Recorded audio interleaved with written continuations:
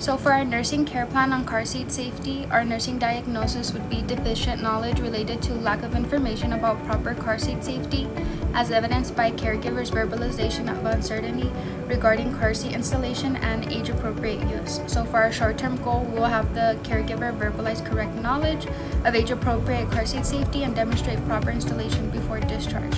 So for the expected outcomes, we have the caregiver will identify the correct type of car seat for the child's age, weight, and height.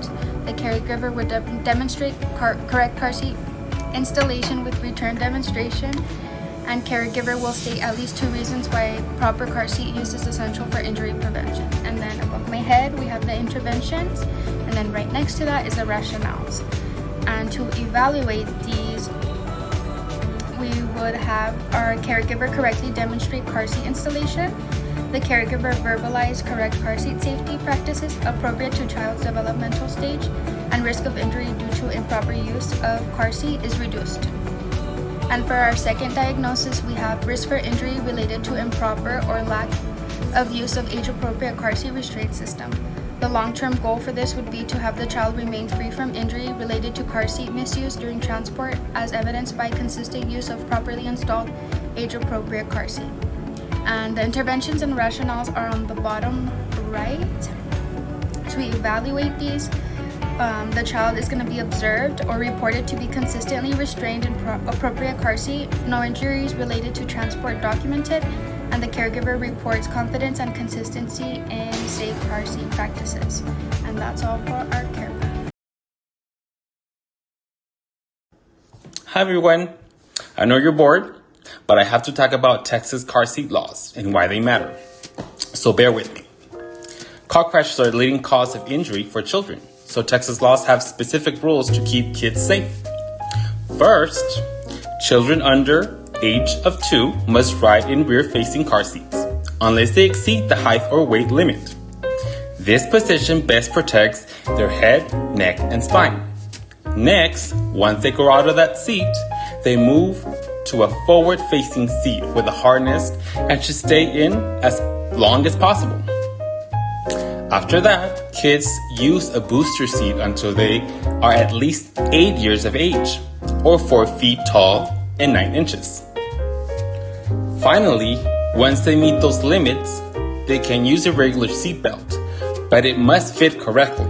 The lap belt cross the hip and the shoulder belt cross the chest.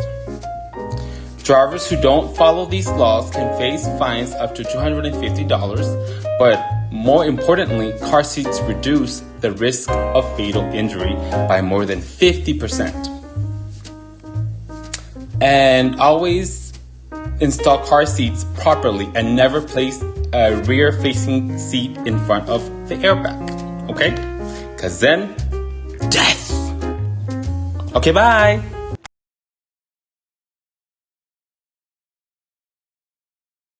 The proper use of car seat safety helps keep children safe. You want to choose the right car seat. So there's rear facing only, which is 22 to 35 pounds and 26 to 35 inches. This provides the best protection for the head and the neck.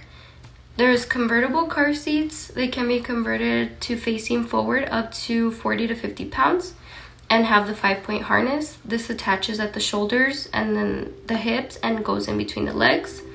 There's the all-in-one car seat. Can be a rear facing forward and used with a belt for up to 50 pounds. There's a combination car seat with a harness 40 to 65 pounds. And the combination as a booster without the harness is 100 to 120 pounds. So it is best to use rear-facing car seats for as long as possible. Forward-facing car seats are for children who have outgrown the height and weight limit. So you want to make sure your child in a rear-facing car seat is placed correctly. So place the harness below the child's elbows. Ensure the harness is snug, leaving no slack at the shoulders. You want to use the chest clip. Make sure it is placed at the center of the chest and install tightly with lower anchors or seatbelt lock. So now we're going to talk about the forward-facing car seat. You want to move the shoulder straps up at or below the child's shoulders. The seats should be upright in forward-facing car seats. You want to ensure the seatbelt goes through the belt path if using a seatbelt. If using the lower anchors, make sure the weight does not exceed 65 pounds. A tether strap is a strap that attaches to the top part of a car seat and holds the seat tightly by connecting to an anchor point in your vehicle. So for booster seats, they must be used with a lap or shoulder belt. The lap belt must be snug across the child's upper thigh. The shoulder belt should cross on the shoulders and should remain off the child's neck. So for safety, you never want to put a rear-facing car seat in the front seat. If the airbags were to deploy, it can cause injury or even death. You want to remove bulky clothing. This can leave the straps too loose. You want to make sure to dress your child in thin layers when placing in a car seat. And any child that is 13 and under should always sit in the back seat. All right, Brooks, are you ready to go to school? I'm ready, Mom. Where's my car seat? I'm too small to ride without a car seat. The American Association of Pediatrics emphasizes that children should remain in the safest available restraint system through every developmental stage of car travel. Infants and toddlers should ride rear-facing for as long as possible. Rear-facing toddlers and infants can remain rear-facing until they meet the height or weight requirement as outlined by the American Association of Pediatrics. Once those weight or height limits are reached, children should be forward-facing in a forward-facing car seat in a 5-point belt system. Once they reach the limitation of their forward-facing car seat, children can safely advance to a booster seat, typically around the height of 4 foot 9 inches tall, between the ages of 8 and 12 years old. Additionally, the American Association of Pediatrics states firmly that anybody that's under the age of 13 should remain in the back seat. Ready to go? Mom, I'm not supposed to be in the front seat. This is a booster seat. Your latch points are where you're going to connect the belt in order to maintain safety while driving.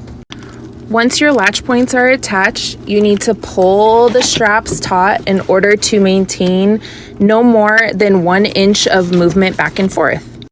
Once your movement is contained, you're going to take your seatbelt and bring it over the back of the car seat, ensuring to latch the top part of the belt in the top of the car seat. You ready to go? Much better. Dance break.